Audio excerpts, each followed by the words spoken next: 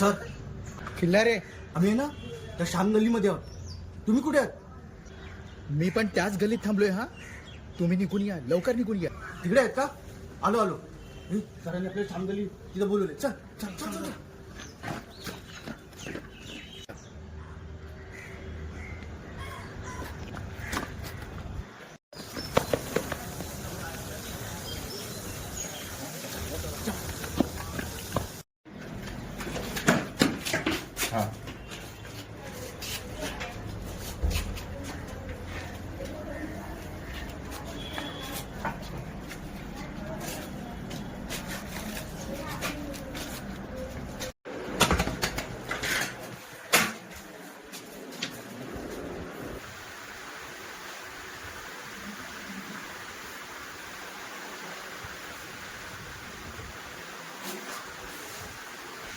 तुला काय वाटलं पोलिसांच्या हातावर तुरी देऊन पळून जाईन?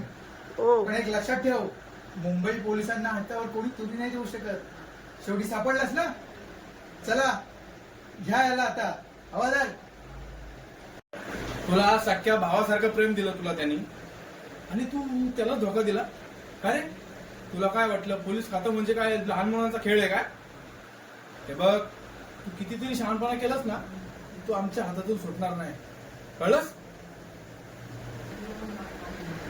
किती विश्वास ठेवलेला आहे याच्यावर. साहेब बोलत होते मला, याच्यावर विश्वास ठेवू नको. मी भोळा बाबडा केला. साहेब मला वाटतं की आज सुधरेल. आज सुधरेल, उद्या सुधरेल. मला सुधऱ्यासारखा लायकीचा काय नाही. थोडा सुधरवण्याचा प्रयत्न करत होतो, पण काय सुधारला नाही. अरे याच्या पोटात दुखत होता, नुसता कळवळत होता. याच्यासाठी मी दवा घ्यायला गेलो. इकडे आल्याच्या नंतर कळतंय या पळून गेला. हे सुधारणारा नाहीये हा साहेब. याला ना गोळ्याच घातल्या पाहिजे.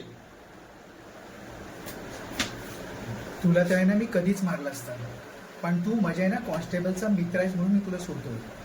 एक लक्षात ठेव, तुम्हाला मारणं आमच्यासाठी खूप मोठी गोष्ट नाही आहे.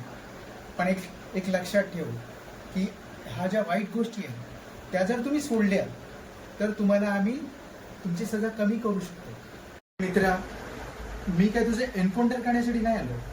आम्ही सुद्धा माणूसच आहोत, आणि तुम्ही जनतेला चांगलं वागावं हीच आमची अपेक्षा असते. ही जी वर्दी आहे ना, जनतेला घाबरवण्यासाठी नसते. तो आमचा स्वाभिमान आहे. आणि तुम्ही चांगले वागावे, जनतेने चांगलं वागावं, आणि आमची जबाबदारी थोडी कमी व्हावी हीच पोलिसांची अपेक्षा असते. आणि काय रे मित्रा, त्या खिल्लाऱ्याने तुला एवढा सांभाळला, तुझी काळजी घेतली, आणि त्यांना फसवून तू निघालास. एवढं सगळं तुझ्याशी करून शेवटी तू काय केलास? आणि तू सुधारावास, तुझी सजा कमी होण्यासाठी त्यांनी सगळे प्रयत्न केले, पण तू नाही समजलास. काय करणार? आणि बघ, तुला आता पण मी सांगतो, तू जर सुधारलास तर तुझी सजा कमी करण्यासाठी आम्ही प्रयत्न नक्की करू. आम्ही पोलीस असलो ना, तरी पण या वर्दीच्या आतमध्ये एक सध्या माणूसच असतो ना. आम्ही पण तुमच्यासारखेच असतो. दरशील असं पण वाटत नाही. खिल्लारे, चल. खिलाडी दादा, मला माफ करा. मी नाही समजलो तुम्हाला. मला खरंच माफ करा. सर, माझी चुकी आहे खरंच. मला खरंच खिलाडी साहेबांनी मला लय मदत केली. आज 4-3 महिने मला त्यांनी चांगली मदत केली, सांभाळलं मला मित्रासारखं. पण माझ्याच मनात पाप होता. मी खरंच पळून जाण्यासाठी सगळ्या काही गोष्टी करत होतो, त्यांच्याशी मैत्री करत होतो. पण साहेब, तुम्ही खरं बोलला. पोलीस हा खरंच एक जनतेचा रक्षक आहे. आम्ही चोर लोक, तुम्ही पाठी लागला, आम्ही तुमच्या गोळ्याच हाडतो, थोडा पण विचार करत नाही. पण तुम्ही आम्हाला जेलमध्ये व्यवस्थित सांभाळता, व्यवस्थित मदत करता. आम्हाला गुन्हेगारासारखं नाही, एक माणूस म्हणून माणुसकीसारखं जगण्याचा प्रयत्न करवता आम्हाला. पण आम्ही लोक खरंच आम्ही लोक लय चुकीचे आहोत. आम्ही तुम्हाला पण बघत नाही कधी मारायचं झालं तरी. पण साहेब, मला डोळा खोललेला आहे माझा. मी माफी मागतो दादा. साहेब, मला खिल्लारी दादाचा नोकरीला काय आड नका हो. मी स्वतःहून सरेंडर होण्याचा प्रयत्न करतोय. मला माफ कर खिल्लारी. मी आता नाही पळून जाणार, आणि तू बोलशील ना तर मी चांगला माणूस बनण्याचा प्रयत्न करेन. मला काही नाही, तू मला फाशी दे किंवा मला जेलमध्ये बंद कर.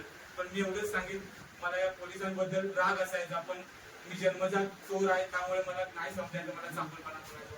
मला माफ करा साहेब.